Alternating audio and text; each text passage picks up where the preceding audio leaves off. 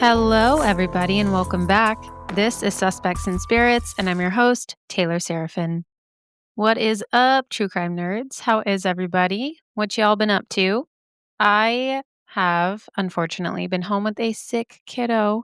It hit her really suddenly. She's doing better now, a little better today, but poor little babe. She was miserable yesterday. Her strep and flu test came back negative, but the doctor was like, yeah, those rapid tests, they're not always accurate. So we're going to treat it like the flu. And yeah, I'm sure that's what it is. It's going around the school. 'Tis a season for infection. So fun. But thankfully, she had an appetite today. She's up and moving around. She's not as lethargic, but I was feeling kind of icky too. I figured we were all just exhausted because things have been so busy. The weather has been kind of yucky the last few days, like this past week. It's been really windy and cold and rainy, but not like the nice kind of rain, the really cold, nasty rain.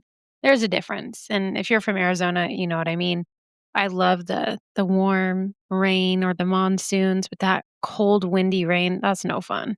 No fun. And we were outside in it because of flag football for my oldest daughter. So we got to enjoy that. And actually the games went really, really well. The girls are still undefeated and they're going to the playoffs. So they're kicking ass. So that I'm really proud of them. They're doing an amazing job. And to play in that kind of weather, they're incredible. Those girls are so talented. So I'm excited to watch them in the playoffs. But if I sound a little weird today, it's because I think I have a little something too. Think whatever she has, I have. My head feels kind of floaty and weird. I got a lot of pressure in both my face and my nose, and also my life. Do you guys remember when I was like, "Wow, I can't wait until Thanksgiving weekend when I can sit and relax and things will slow down." Do you remember that?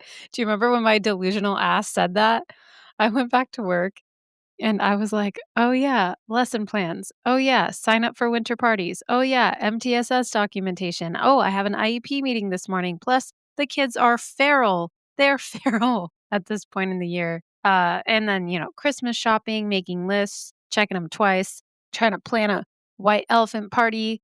And just, clearly I thrive in chaos. That's just where I live now. And then my dumbass, that wasn't tired enough, was like, "David, we have to watch the new season of Stranger Things."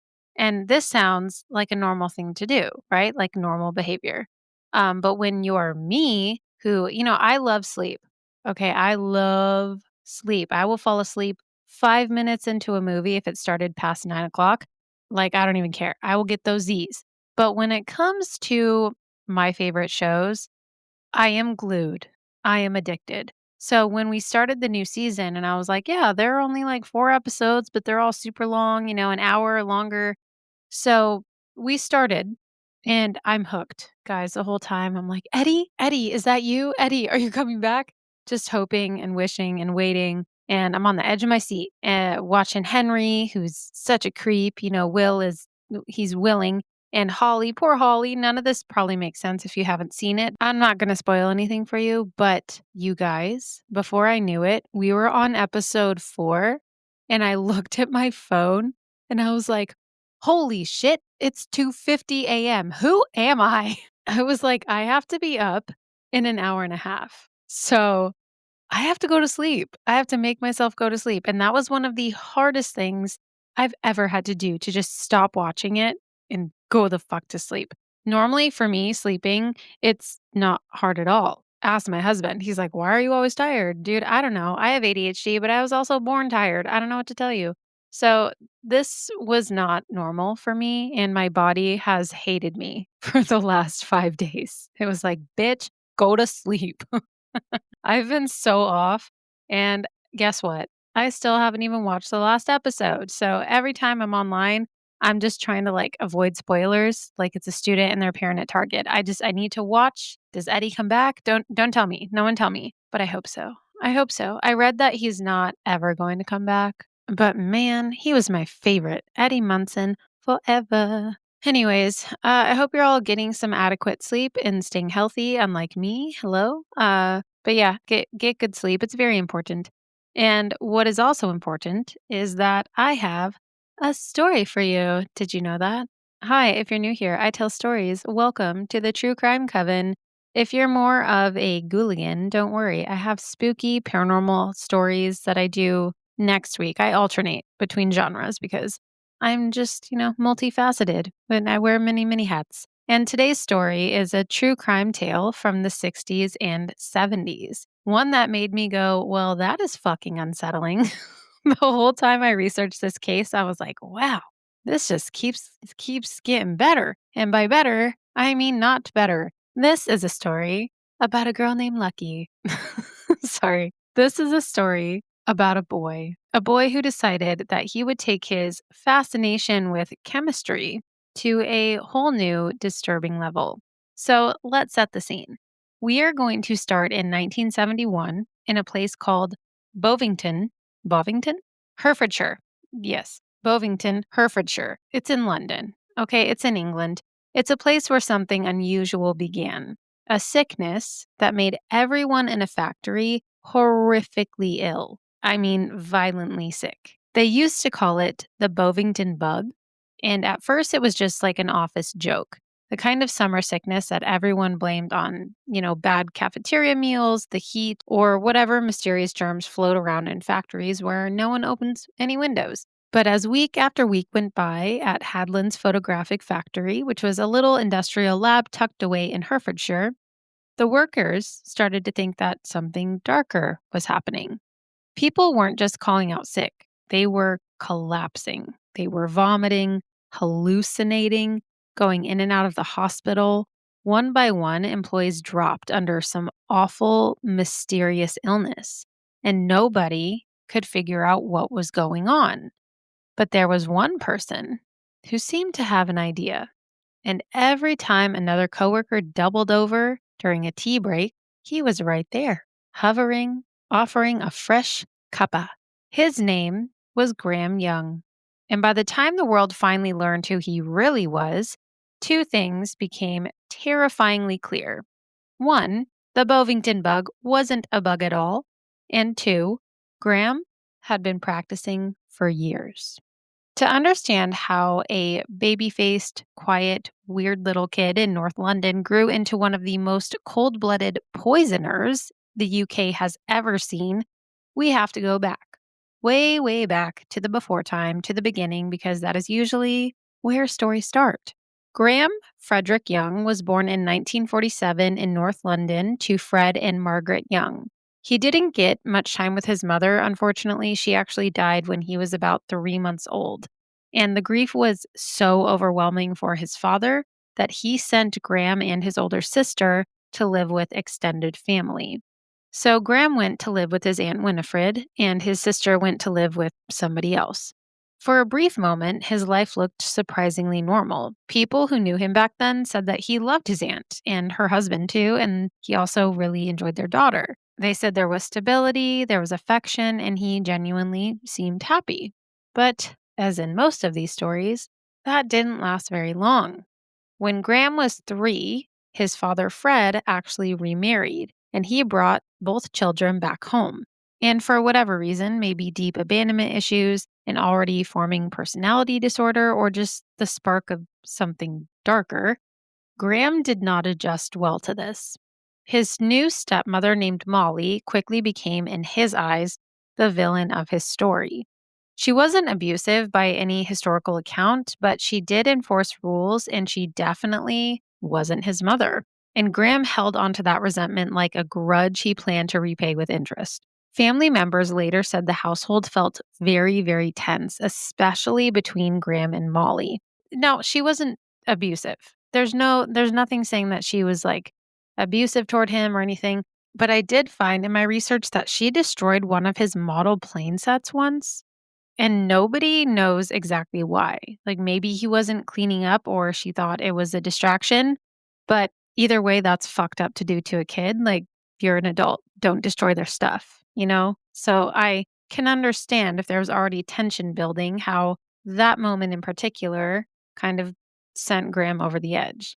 That does not excuse what he goes on to do. But I will say time and time again, if you are the adult in the situation, you have to act like the adult. Now, because of this, people described Molly as becoming the wicked stepmother in Graham's personal fairy tale. Except in his version, he wasn't the helpless child, he was the vengeful one, brewing resentment in a locked bedroom. And the things he was doing in that bedroom, that's where the story takes a turn, my friends. Not normal teenage boy stuff, I'll tell you that. Because Graham, he wasn't like other kids. He wasn't even like other weird kids. While most children were outside playing or reading comics, preteen Graham was obsessively collecting books about crime, real crime, poison, murder, infamous killers. And, I'd say that that's super weird, but I also kind of did that stuff at that age. That's not necessarily what made him so strange. It was how he became so fascinated with these things. He didn't look at it from a, wow, that's a really fucked up perspective. He looked at it as, wow, that's really cool, which is so chilling. He carried himself like a little professor, very intense and strange and meticulous. Teachers described him as kind of a loner who kept himself to himself. He holed up in his room for hours at home doing God knows what, while his mind marinated in stories of lethal chemistry in World War II atrocities. And with that came the Nazi fascination. Yep, I know. Even as a child, Graham was enthralled with Adolf Hitler, of all people. Not the best idol. Everything about this to me is so gross. He mimicked Hitler's hairstyle. He read about the Holocaust not with horror or sadness, like, the rest of us, normal people, but with curiosity. That creepy kid in class who was always like drawing skulls and flames on everything? That wasn't Graham. That was my friend Lucas. Lucas was actually really cool and he ended up being an artist. No, Graham wasn't that kid. Graham was drawing gallows. He was also doing Hitler impressions in class and tormenting the one Jewish kid in his class. So obviously, Graham was just kind of an asshole. And his classmate recalled that he would deliberately style his hair like Hitler and would like draw on little mustaches like Hitler, just to piss off this Jewish classmate because he knew it bothered him. And of course, it would bother him. It bothers me. Like, you don't do that stuff. He was just a little twat, apparently.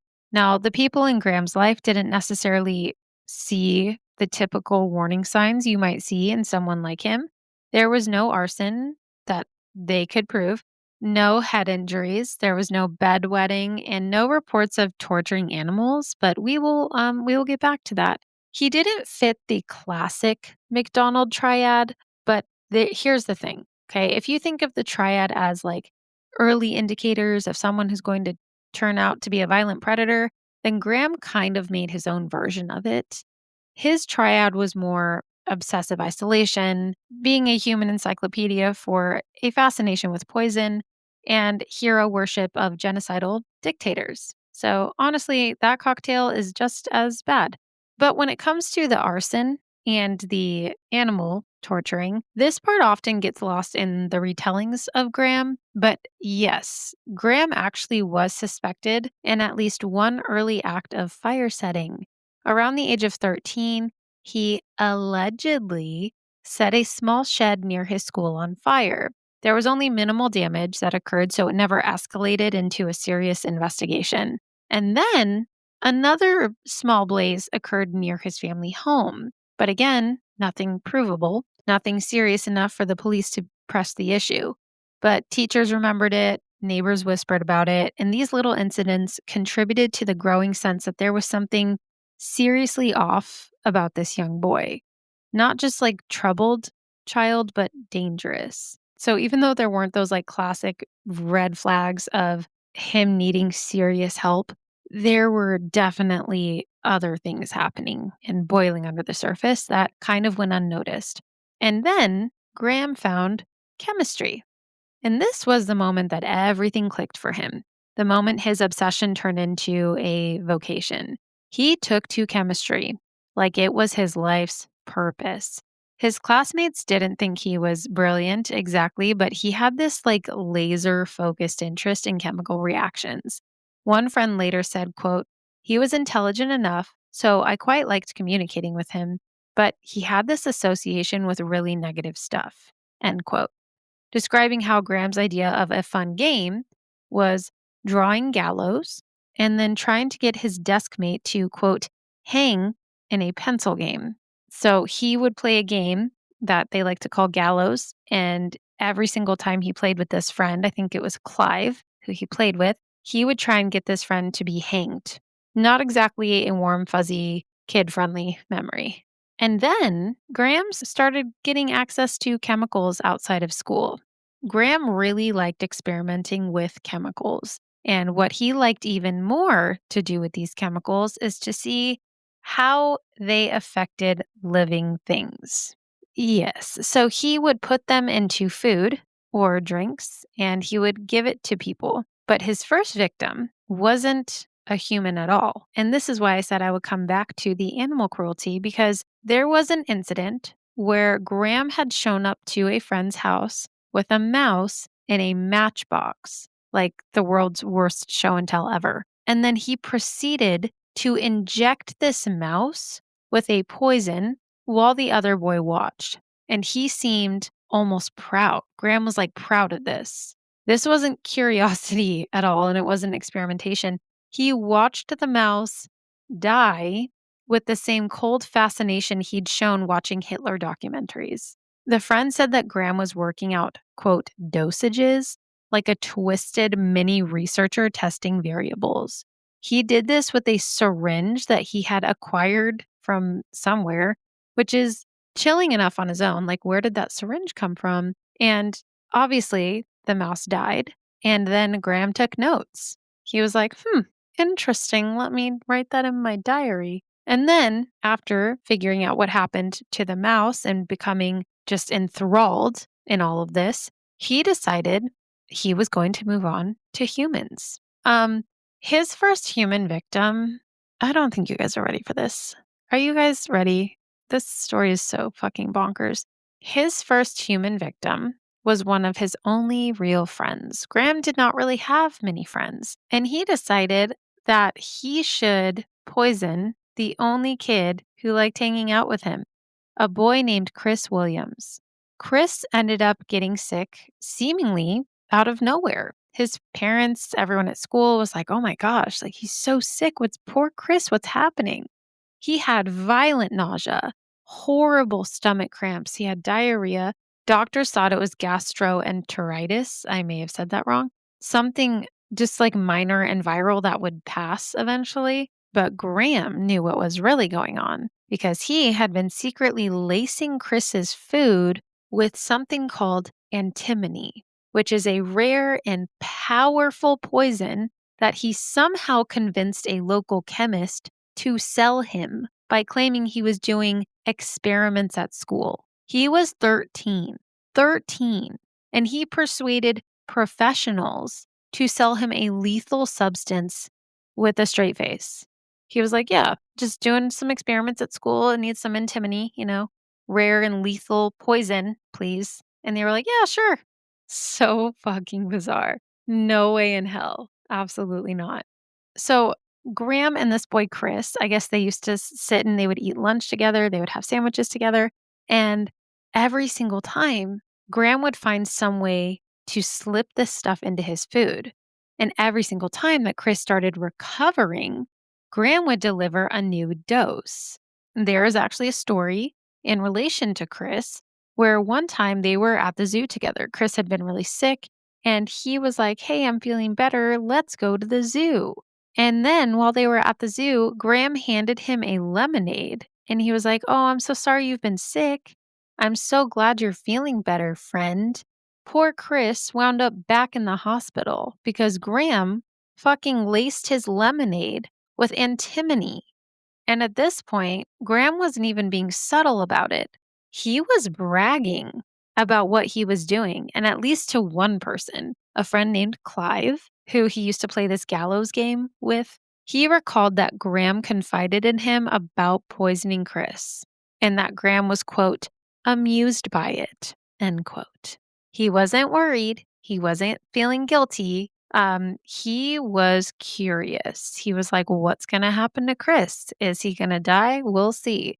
And he carried around that vial of poison in his pocket and he called it my friend. He actually carried a vial of poison in his fucking pocket and was like, this is my friend. Imagine being 13 and the kid sitting next to you in class is walking around with poison that he refers to like a pet rock. So unsettling. So Clive said that he learned very quickly to eat nothing that Graham offered him and drink nothing that he touched. And unfortunately, Chris, his other friend that he had been poisoning, was just the warm up.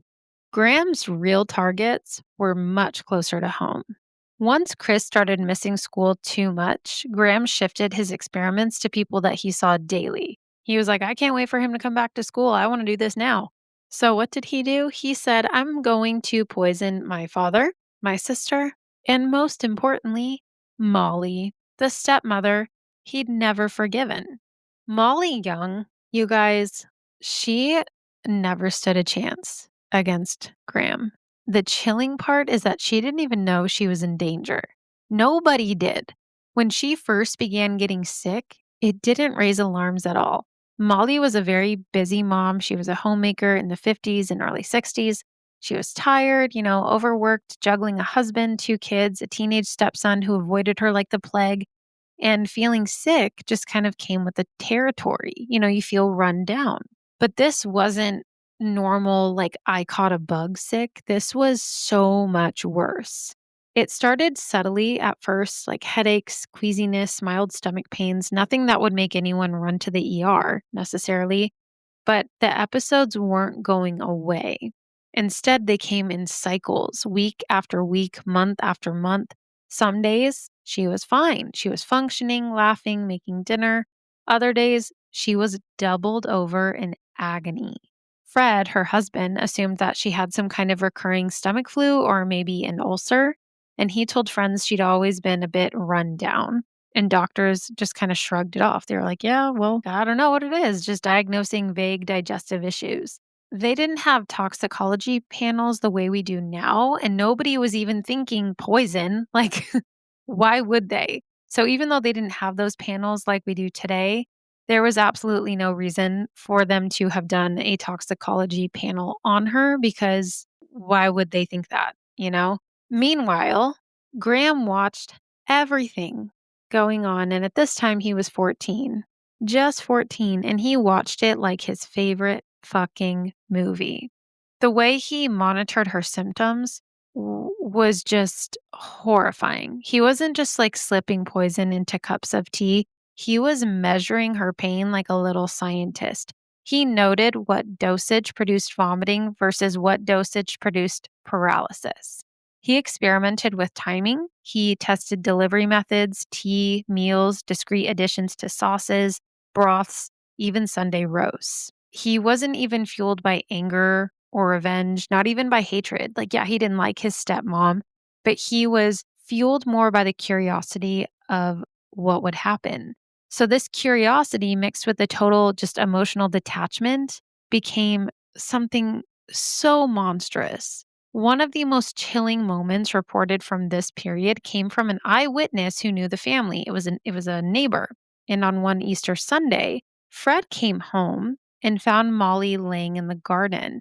She was writhing in agony, just retching violently, unable to stand. She was gasping, like literally gasping for help. And the neighbor watched all of this go down. And the dad looked up and saw Graham just standing in the window, emotionlessly watching her suffer, not offering to help, not running out to calling for anyone, just observing from the window like a scientist watching a lab rat navigate a maze.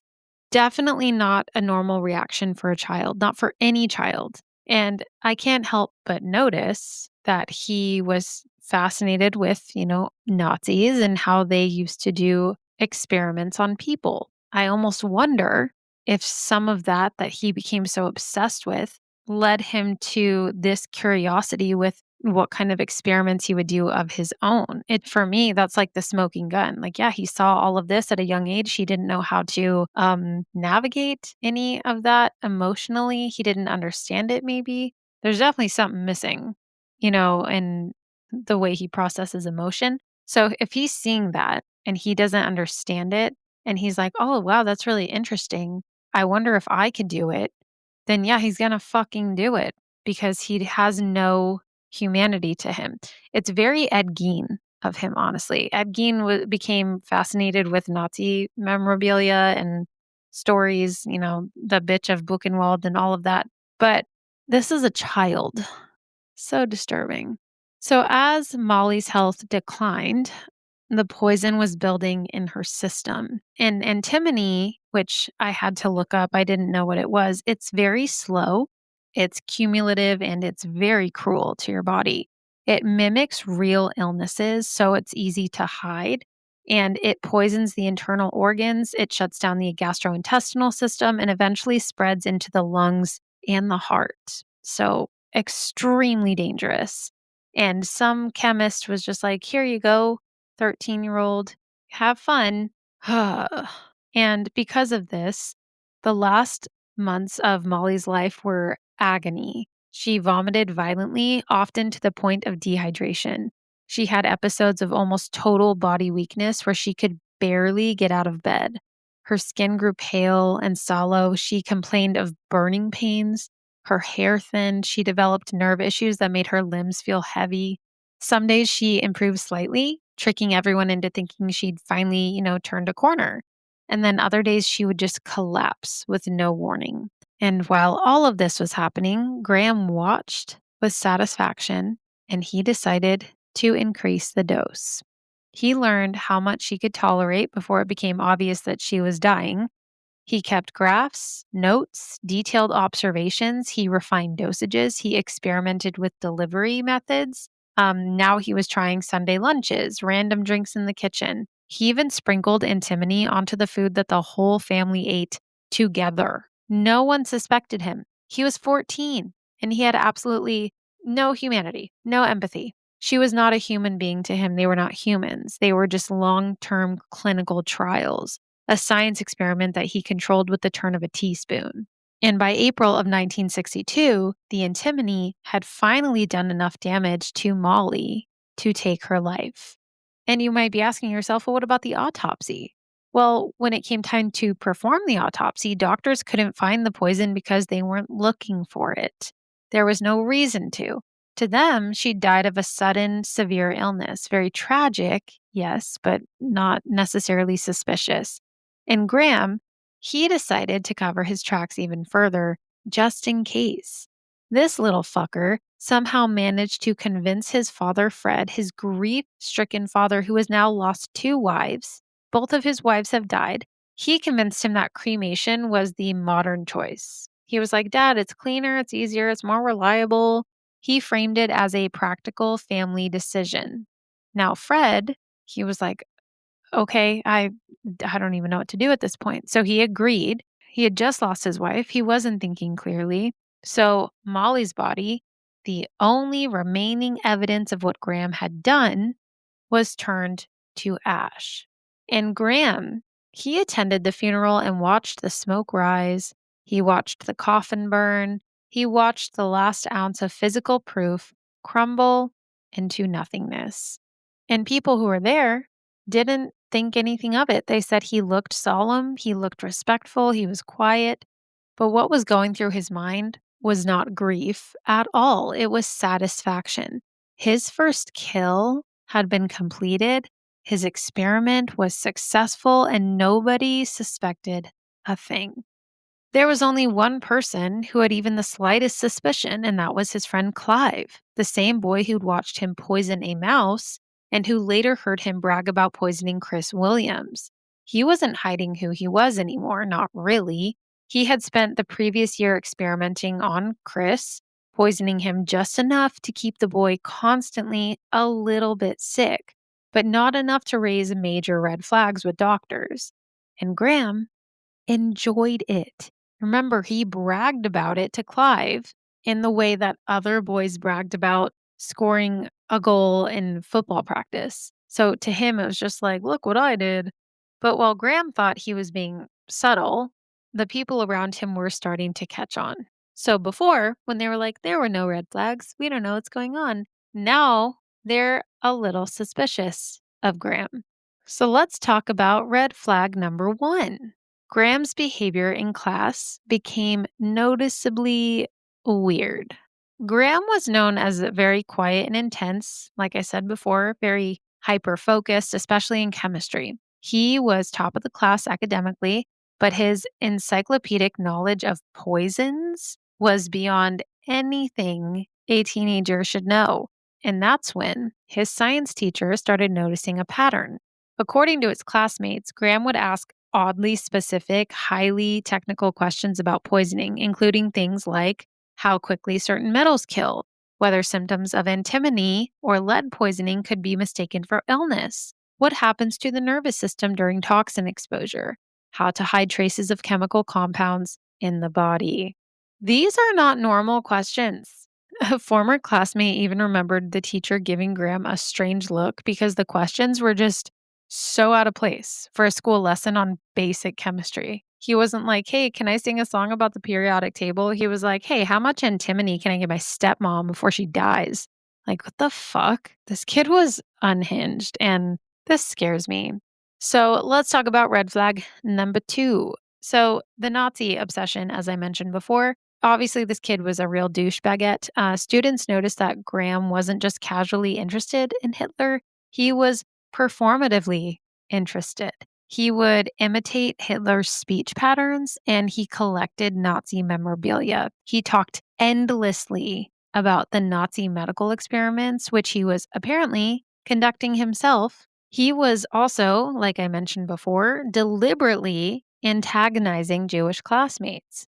Just the total opposite of edgy rebellion. He wasn't getting tattoos and piercings and painting his fingernails black and listening to a song and being like, it's not a phase, Mom. He was signaling something malicious growing inside of him.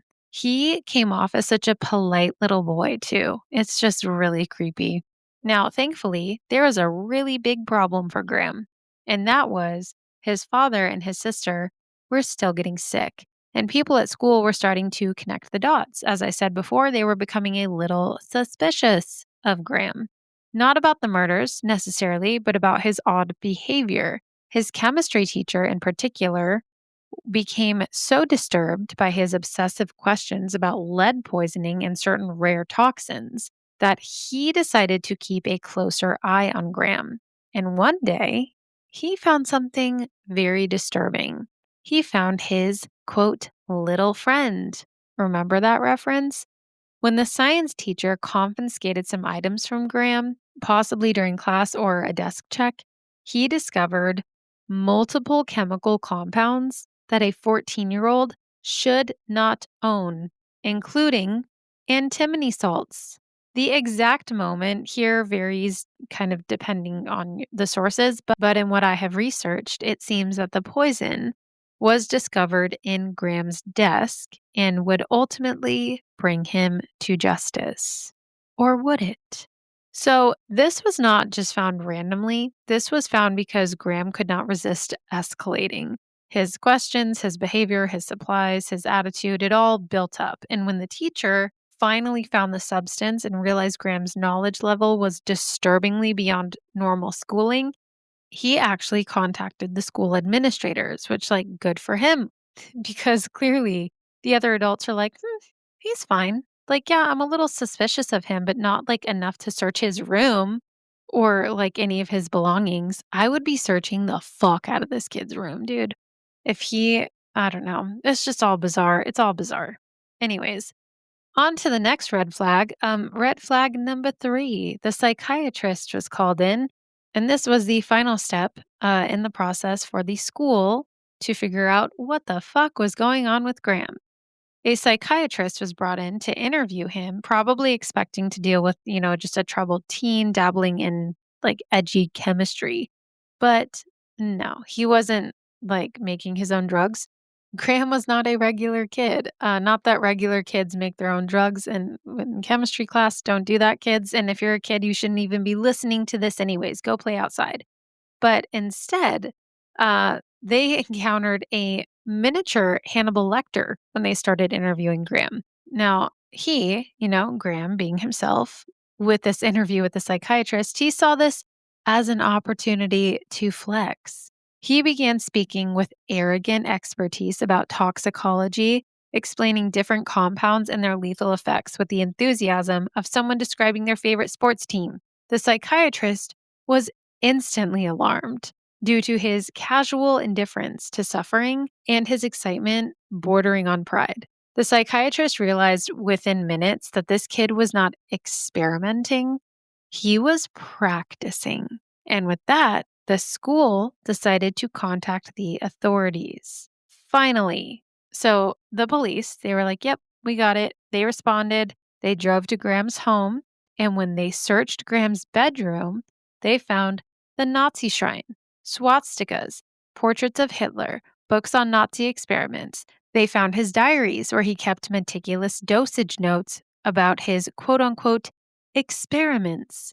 They found poison vials and, of course, a teenage boy who had already decided that killing was the most interesting thing he could possibly do. And that is when everything clicked. They said, oh, light bulb. The police didn't need a confession. Graham had basically written his down. And at age 14, just 14, you guys, he was arrested for poisoning and killing his stepmother and almost killing his friend. Graham was the youngest in almost a century to be sent to Broadmoor, which is a high security psychiatric hospital in Berkshire. Thankfully, at this time, most of the victims had survived. His sister survived, his father survived, Chris had even survived.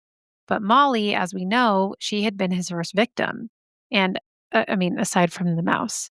And this should have been the end of the story.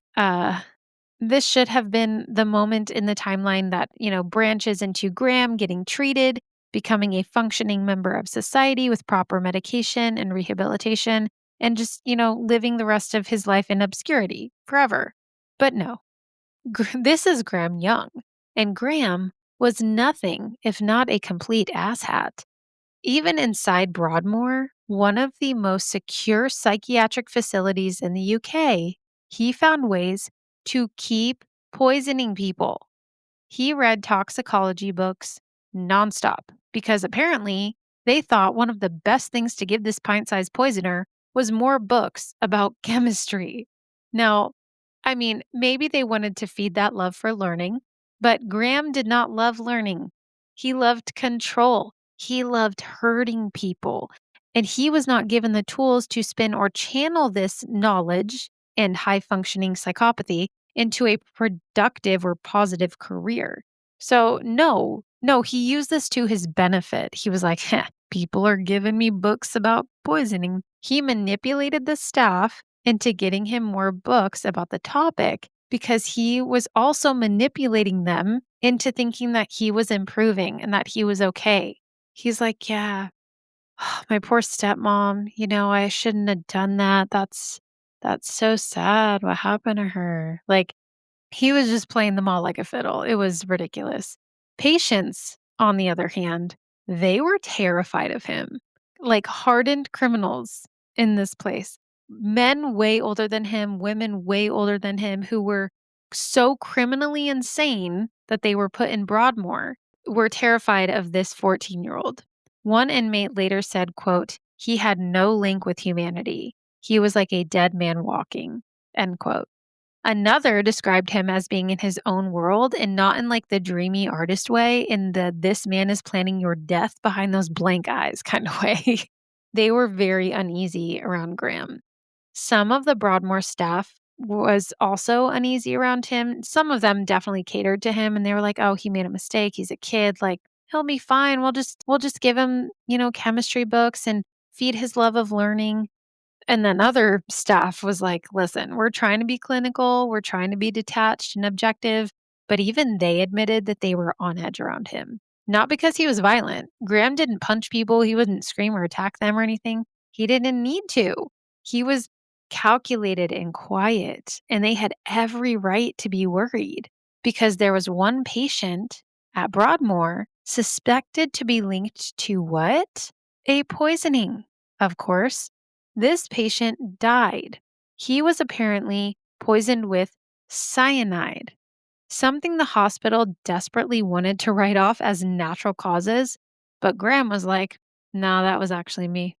He claimed privately, of course, never overtly, but privately, that he extracted cyanide from laurel bushes growing on hospital grounds and then poisoned this inmate that he did not get along with.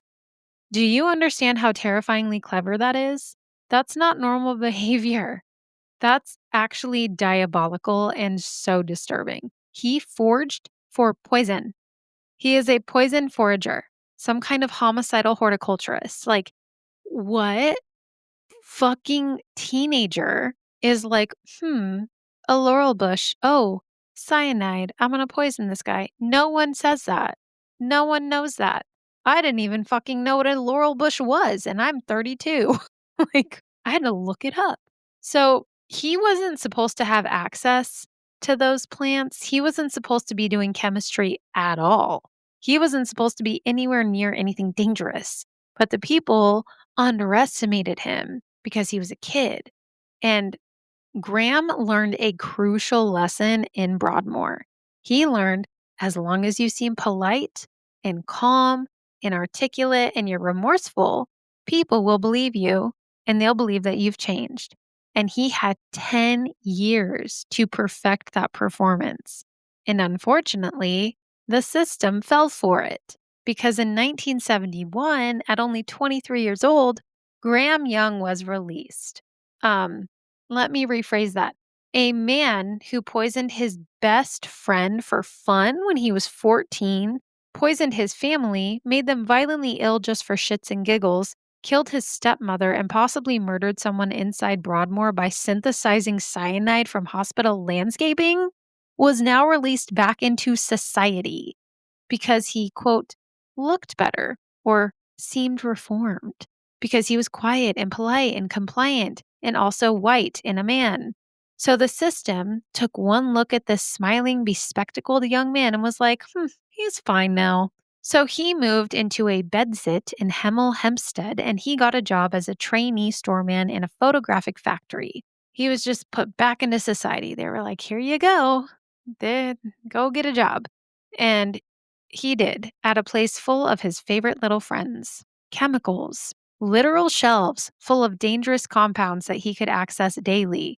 And when the employer was told that he had been in a hospital for, quote, mental health issues, end quote, they assumed it was just, depression or maybe anxiety. No one back then really talked about those things. So they were like, okay, mental health, got it, not going to talk about it. Nobody told them he had been institutionalized for poisoning people. Maybe, dig a little deeper next time. This is reminding me of Charles Cullen, the killer nurse. That episode I did. If you haven't listened to that, go listen to it. It is fucking insane. Anyways, so this brings us to what I talked about in the beginning, the Bovington bug.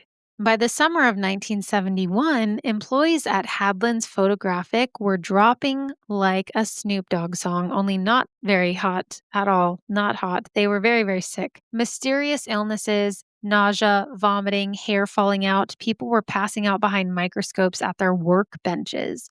Workers joked about it, like assuming it was a stomach flu, but it wasn't the flu. It was the Graham. He had gotten his grimy little hands on something called thallium.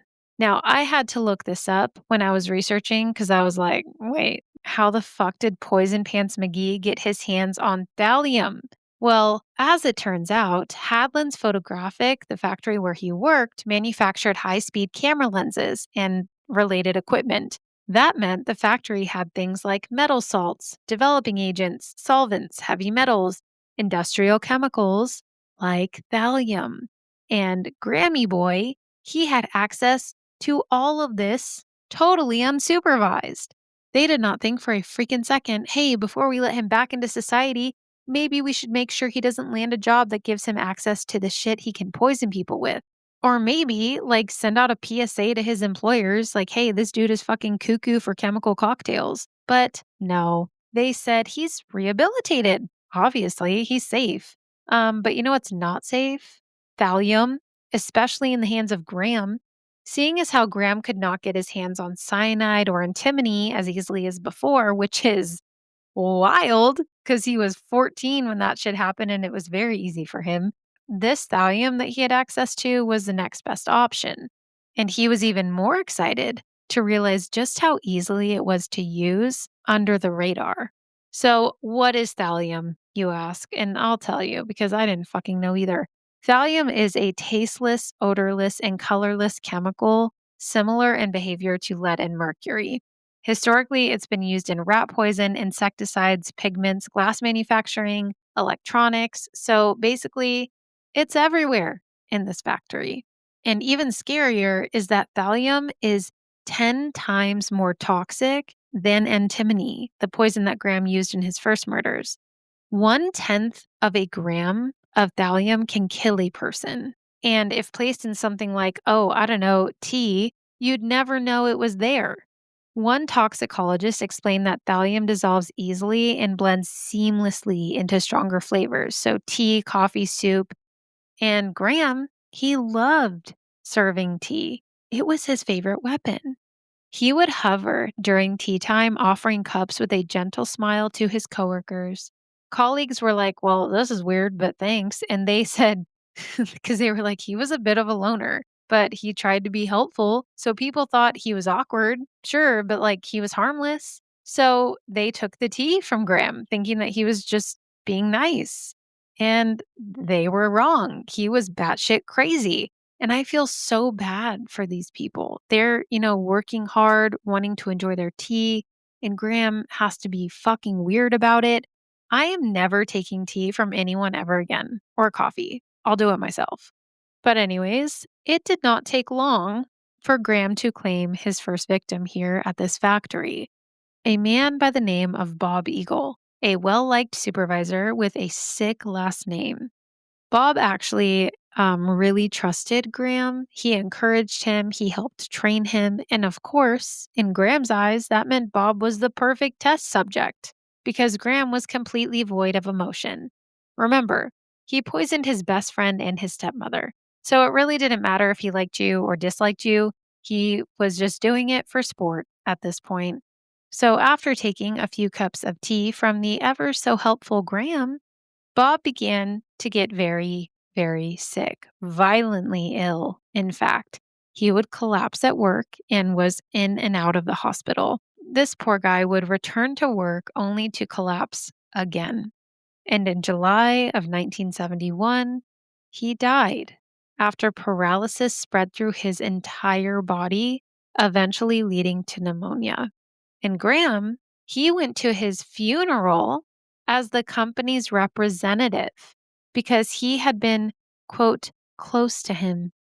So he comforted Bob's coworkers. He acted devastated, all while carrying his vial of thallium in his pocket, calling it his, quote, exit dose in case he needed to kill himself quickly if caught. So, like, what a coward. Not only are you a psychotic asshole, but you're also a coward? Come on. Now, he did not get to use this exit dose because he got away with this. And that meant he was getting bolder and he was going to kill again. He was riding that high or whatever emotion he was able to feel after this.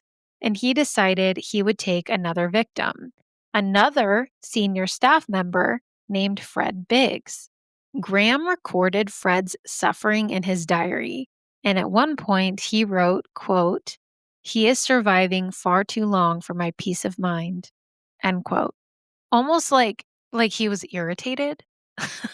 Like he really said, dear diary, despite my best efforts, this motherfucker won't die. Graham, diaries are for writing about your crush or like the mean girl in school, you know? This girl is the nastiest skank bitch. Oh, Mean Girls. Mean Girls reference. If you know, you know. Sorry. This is just, I have to laugh because what do you mean? You kept a diary of your victims and, and you said he's surviving far too long for my peace of mind. Good. I'm so glad he's surviving. Your plan has failed, you dick. But I mean, in all seriousness, though, the fact that he wrote that in his diary is one of the most chilling lines in his entire collection of notes. He he was unhinged. And poor Fred endured weeks of agony. He even hallucinated.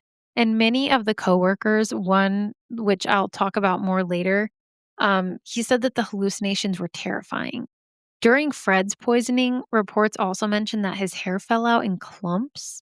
He would complain that he felt his nerves in his body burning like they were on fire. It was horrific. He suffered tremendously. Now, how long this poisoning lasted and how long Biggs was ill for before he died is somewhat of a crapshoot because it's not very well documented. Graham had kept a diary of doses and effects on Fred, but sometimes failed to mention the date, so he's a shitty scientist. But after doing some digging, here's what I do know about the timeline and approximate duration of the poisoning and illness. According to the trial records, Young administered a lethal dose of thallium to Fred Biggs via his tea on October 30th of 1971. And by the following day, Biggs had developed chest pains and difficulty walking. Over subsequent days, his central nervous system deteriorated and he could not speak. He had trouble breathing, and parts of his skin peeled. They peeled. His skin was peeling off. That's horrific. And get this, you guys, after ingesting over 100 grams of thallium, 10 times the lethal amount, Fred Biggs eventually passed away on November 19th of 1971. So that means it took roughly 20 days between the lethal dose and Biggs's death. So Graham was, obviously frustrated that he didn't just die immediately. So this guy was a fighter, man. His body was like, nope. But Graham was nothing if not persistent. So he kept poisoning him until he died. 100 grams of thallium. That is insane. So at this point, Graham had successfully killed 2 men at the factory, and several others were hospitalized. Workers were panicking, doctors were completely baffled, but Graham, he could not resist showing off because he is a douche canoe. During a visit from the company doctor, while everyone else asked normal questions like, is this the flu? Should we have some kind of quarantine in place? Is this contagious? Normal people stuff. Graham over here, he asked whether the symptoms were consistent with certain types of poisoning. He was like, so, were they poisoned? And everyone was taken aback by this question. They were like, no, dude, why would someone poison them? That's a weird question. Graham was using very technical terminology that no ordinary storeman should know. Later on, witnesses mentioned how he sounded almost eager, like he wanted credit for it. And in that moment, the company doctor knew something was very, very wrong. The moment Graham opened his mouth and started just casually discussing poison in front of the company doctor, a man who was just desperately trying to figure out why an entire factory was dropping like flies, that was it for him. That was the crack in the mask. For the first time, someone outside his immediate orbit saw the pattern. They saw the intelligence. They saw through that polite, trainee storeman act. The doctor went to management and he was like, hey, you know that guy Graham Young? Yeah, he's fucking wacko. Lock up your chemicals immediately. And I'm sure that's an exact quote. I wasn't there, but I can imagine. So management heard this and they went to the police. They were like, yeah, of course, we're going to look into this. And once someone finally asked the right questions, once someone finally connected the mysterious workplace deaths with this young man who had recently been released from a psychiatric institution, the most secure that housed criminals, everything started unraveling at lightning speed. Suddenly, it all made sense. They were like, oh, so that's why he was in there. Guys, he wasn't depressed. He is a sociopath. So the police were then sent to Graham's bedsit in Hemel Hempstead to do some investigating. Former detective Mick Ginstead remembered arriving late at night. He said, on this night, the rain was pouring, the wind was howling. It was one of those perfectly cinematic British evenings where you just know something awful is about to be discovered. And oh, baby, was it ever. They went inside, and immediately they noticed a jacket hanging openly near the wardrobe. So, of course, they're like, wasn't there? And they decided to search the jacket. Inside of the top jacket pocket was a corked glass vial containing a mysterious substance. What was that substance, you ask? Oh, that was just Graham's little friend, thallium.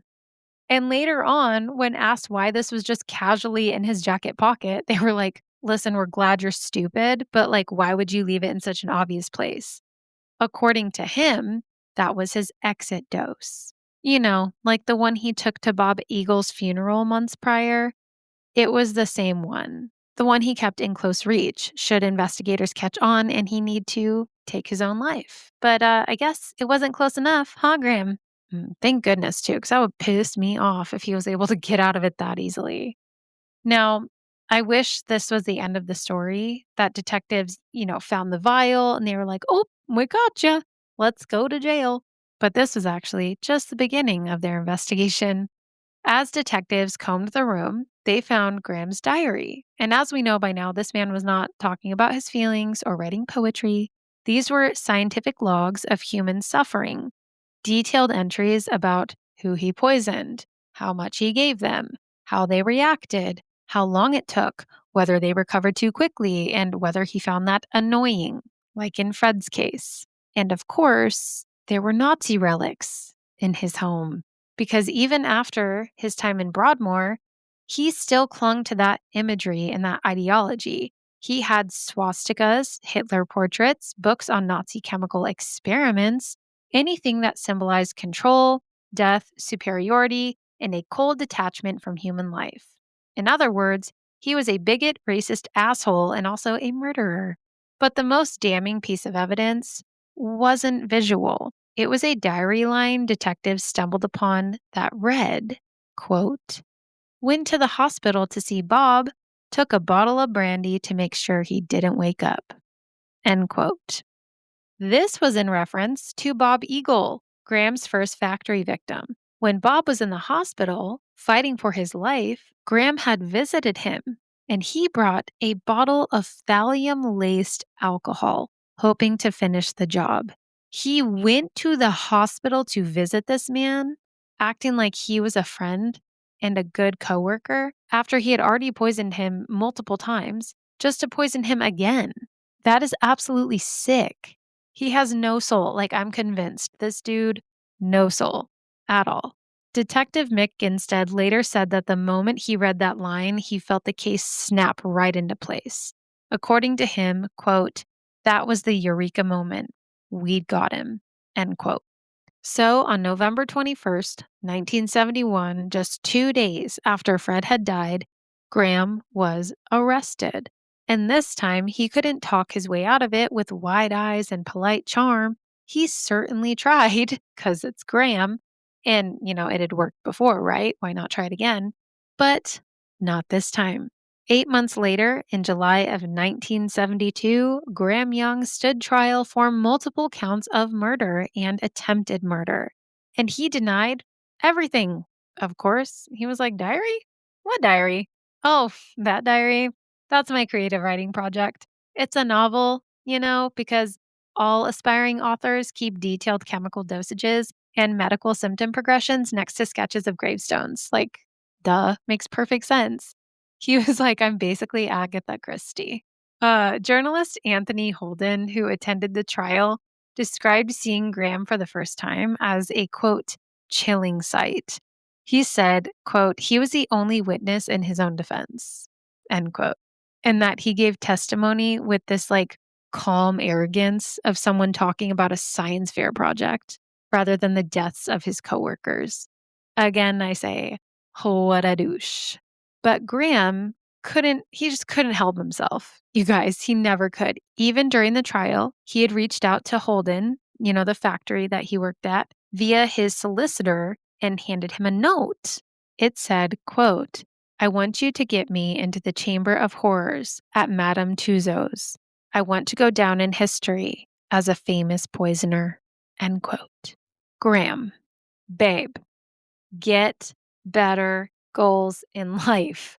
That's what you want? Like, shut up, dude. He could have easily gotten into the Guinness Book of World Records under, like, I don't know, most nerve displayed by one human without immediately being slapped by God. If God was going to bitch slap anyone, it would be Graham. Like, I'm sure there are obviously some others, but Graham is up there on the list. Guys, this man, he did all of this because he wanted to be famous. He wanted to get into the Chamber of Horrors museum. Are you fucking for real? I I can't get over this guy. And I also cannot get over how morbidly appropriate his name is. He dosed people with grams of poison, and his name was Graham. Okay, moving on. Sorry. So, yeah, that was his motive. It had never been greed or rage or jealousy or heartbreak or even revenge. It was just fame. He wanted to be famous. I wish someone had told him about Star Search. Could he sing? I guess you would have to have feelings for that, right? I don't know. He seemed to be a great actor. Star Search would probably have been a better goal. Someone should have just told him, like, hey, man, wait about 10 years. There'll be this thing called Star Search where you can do normal things like sing and dance to become famous. You don't have to poison people. There are better ways. Oh, man. So, forensic psychologist Lou Schlesinger, he later explained it like this. Graham's desire for notoriety wasn't normal, like serial killer narcissism. He didn't care if people thought he was evil or brilliant or monstrous. He didn't care how he was remembered, only that he was remembered. His world was internal, he was isolated, he had a schizoid personality. Poison was simply the most fascinating medium for his experiments, and humans were the most fascinating subjects. He treated them like lab rats, tools for data collection, not people with families, hopes, and birthdays and futures. So that's what the forensic psychologist clocked him with. He was like, yeah, he just wanted to be known, basically. There are better ways, Graham. So the defense made their case. Sorry. I'm laughing because the defense's case is so stupid. I know that they're just trying to do their job. Like they have to find any loophole they can, but God, I would hate to be a defense attorney. That would suck. So along with Graham claiming that the diary was just a creative writing project that just so happened to match the medical reality of many people who had died after interacting with him, he also claimed that he never poisoned anyone. He was like, I never put poison in anyone's food or drink. He claimed that he never tampered with the factory tea and that he certainly didn't kill anyone. They even tried to claim that the factory workers had poisoned themselves. Graham's team vaguely insinuated that the chemicals at the factory were dangerous and that workers handled them improperly and that contamination could have happened accidentally. Which, like, okay, you're probably right, but not in those levels. Okay. And not that many people. There's no way.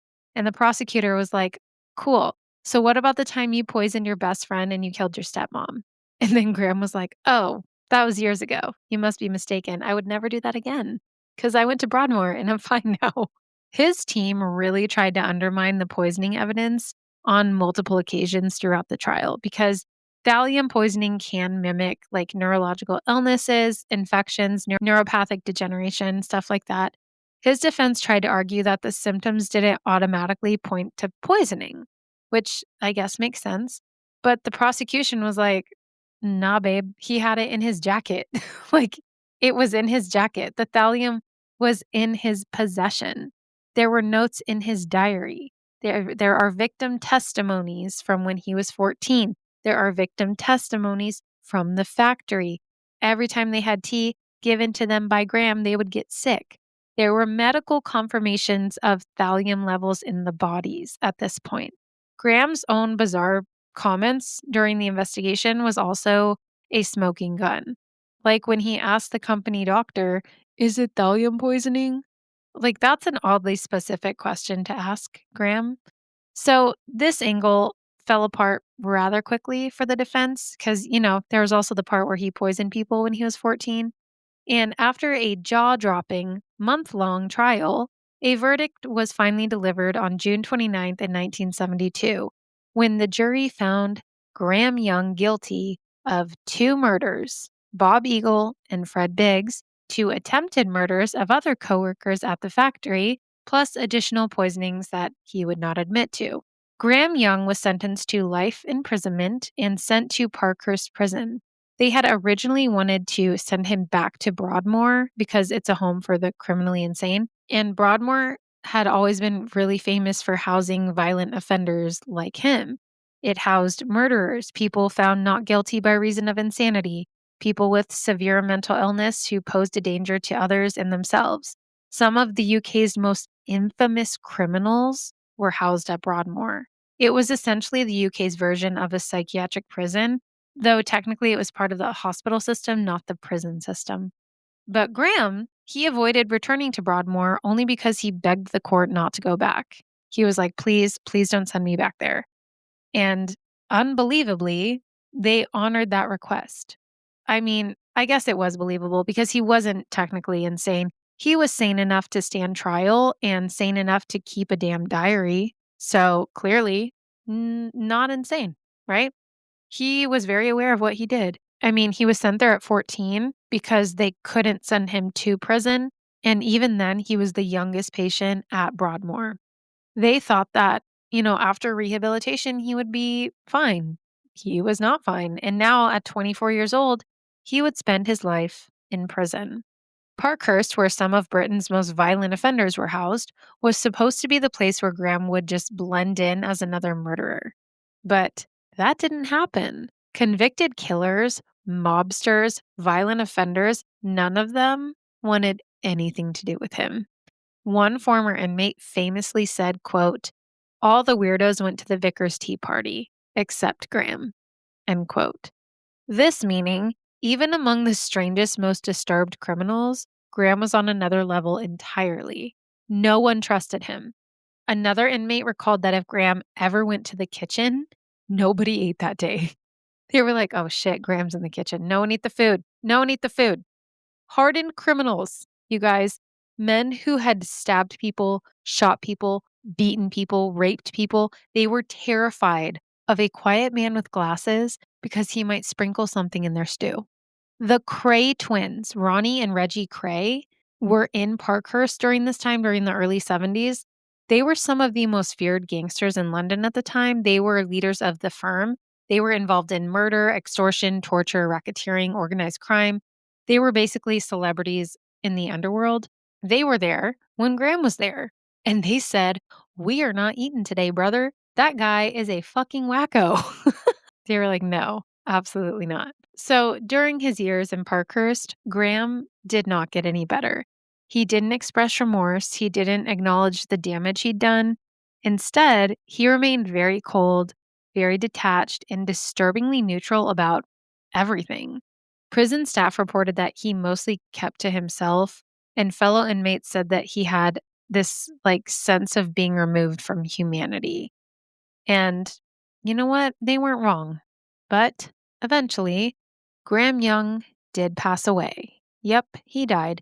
In 1990, he died in prison from an apparent heart attack. Some people actually think he poisoned himself, and others think it was natural.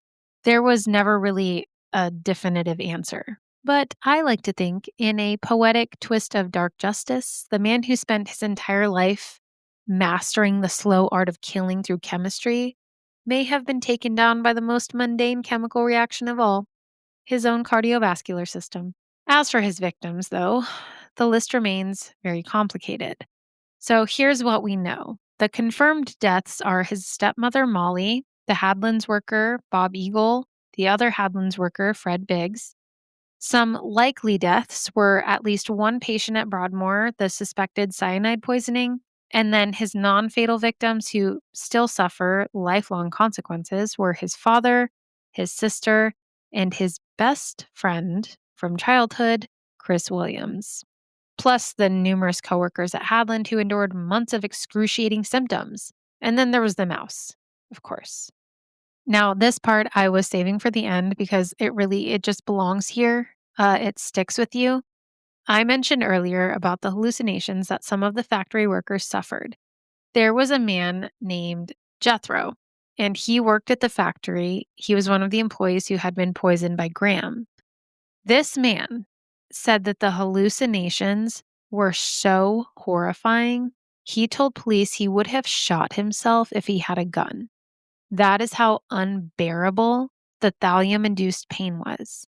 He thankfully recovered, but not without lasting trauma. He described seeing bayonets come down on him as if he were in a trench during World War I. A hallucination caused by Graham's poisoning coursing through his system. That is awful. How fucking scary. And it wasn't just the victims who suffered. The victims' families lived with rippled effects for years. Some couldn't understand how someone so unassuming had been allowed to work with their loved ones. Others were furious that the system released Graham at all. And honestly, they were right to be furious. I'm furious for them. And now we get to the question that people always ask when they hear this story or stories like this. Could this have been prevented? And in my opinion, the frustrating and devastating answer is yes, 1,000 times yes. There were so many warning signs. Graham had more red flags than a guy who claims all his exes are crazy. Like, just so many failures here. He was able to legally purchase poisons as a child. The chemist who sold a 13-year-old antimony took his explanation at face value. He was like, oh yeah, school experiment. Here you go. Have fun. Now, this, of course, wasn't uncommon at the time. It was the early 60s after all, but I feel like this was still very, very poor judgment, even for the 60s. And then, of course, this dude was released from Broadmoor. That's the worst of all. This was a high security hospital for the criminally insane. Even they underestimated him. Staff saw what they wanted to see. They saw a quiet, compliant boy who read books and followed rules. They didn't see the obsessive studying of toxicology as a red flag. They were like, oh, well, maybe he just really likes science. No, Wayne Zelinsky really liked science. So much that he shrunk himself and his kids. That is liking science. Graham took it too far. They didn't see the manipulation, or maybe they didn't want to. Either way, they released him, and that is the biggest one for me. That's the biggest failure. In my opinion, Graham Young should not have been released, not because he was beyond rehabilitation. I'm not saying that, though that is up for debate, but because there were no safeguards. There were no limits placed on where he could work afterwards. There were no warnings to employers, no checks on his chemical access, no monitoring for relapse, nothing. Nothing. They let a convicted pint-sized poisoner back into society with absolute freedom to obtain chemicals, serve tea, and run his own twisted experiments. Psychologically, I think Graham Young represents one of the most dangerous combinations imaginable. He had a schizoid personality, which is detached, unemotional, and isolated, paired with obsessive compulsive tendencies. He was very methodical, analytical, he was very meticulous, and he had an encyclopedic knowledge of toxicology. He wasn't impulsive at all. He wasn't disorganized. He didn't rage. He didn't even leave clues because he didn't get sloppy. He left clues because he wanted recognition. He wasn't driven by hatred and passion or thrill seeking or delusion or anything that fits most serial killer profiles. What was so horrifying about Graham is that he didn't kill out of anger. He killed out of curiosity. He wanted to just see what it was like. In fact, one investigator actually said that the most horrifying thing about Graham was this, quote, he didn't have any of those hatreds. He didn't kill out of anger. He didn't kill out of fear. He didn't kill out of lust. He killed because he wanted to see how long it took to kill you, end quote. And I mean, he's right. That is terrifying. His victims were not enemies. Well, some of them were people he didn't like, but they weren't really like obstacles in his life. They were just data points. They were human test tubes. And I'm willing to bet money that he would probably have kept going forever if he hadn't bragged about it to the company doctor or to his friend at school. That was his fatal flaw, his ego. Like, thank goodness, In the end, Graham Young is the reason that the UK tightened regulations around chemical sales, workplace safety, and mental institution release protocols. It is so chilling to think that a single man's quiet obsession forced an entire nation to rethink how it handles toxic substances. They're like, hey guys, we can't sell antimony to 13-year-olds anymore, okay? Can't do that. Also, maybe lock up the thallium. Just like unreal. And what did Graham leave behind? Not a family, not a legacy, no contributions to society. But you know what he did accomplish that really pisses me off? He mentioned during his trial that he so desperately wanted to make it to the Chamber of Horrors. And you know what?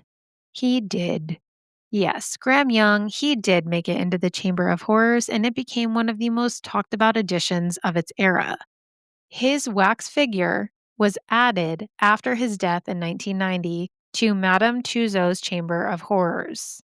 This was a place that had a long-running exhibition that featured famous murderers, serial killers, execution devices, historical criminals, modern notorious offenders.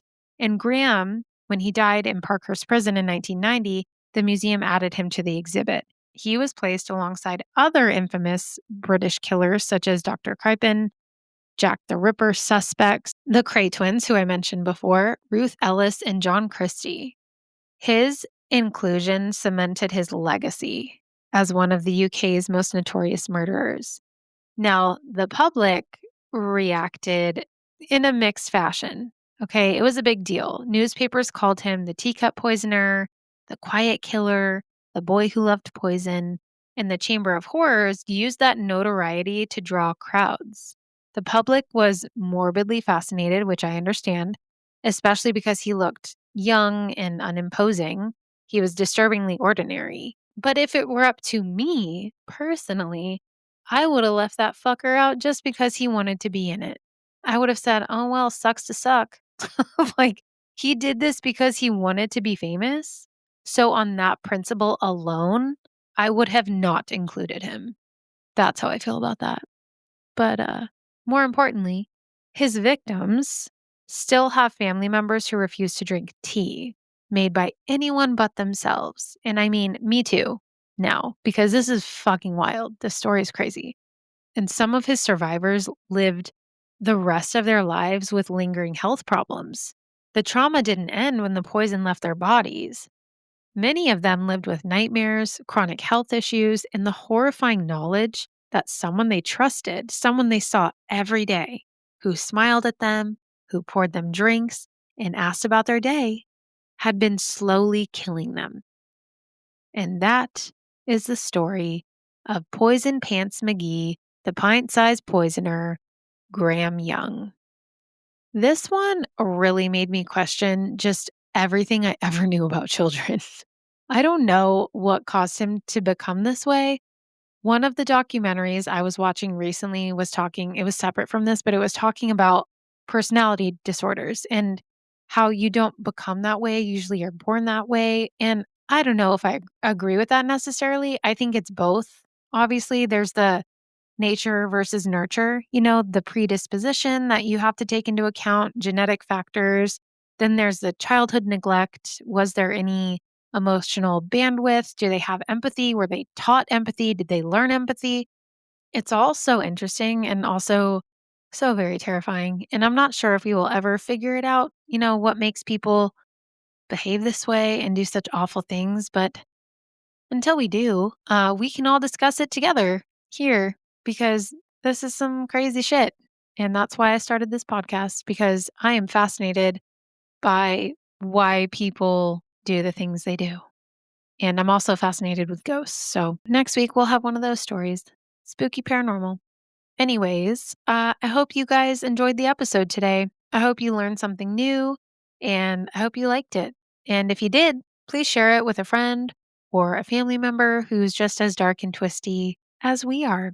Uh, let's grow the coven, grow the true crime coven, and please rate, review, and subscribe. I know, I say it every time, but guys, that's because when you do that, when you leave reviews, it actually tells Apple or Spotify that you are in love with me and want to kiss me on the forehead before bed at night. Really, like it, it tells the podcast gods that this is a podcast worth listening to, and before you know it, it's on the charts and everyone's like, "Hey, have you heard that true crime podcast?" And then they list like 7 of them and you're like, "No, the other one." There are so many, but there's only one of me. So if you like this podcast, please don't just leave a star, like definitely leave those, but also leave a review because it's very helpful and it gets the podcast the attention that it deserves. And I put like a lot of work into this. So if you could write a review, that'd be great. It also allows me to get sponsors and maybe even one day a network. We'll see. Dream big, manifest that shit. And go follow the podcast where you follow things. Don't take tea, coffee, alcohol, or really any drink from anyone ever, ever. Okay. Just be aware, you know? Also, be good humans. And as always, remember to trust your lizard brain. Until next time, goodbye.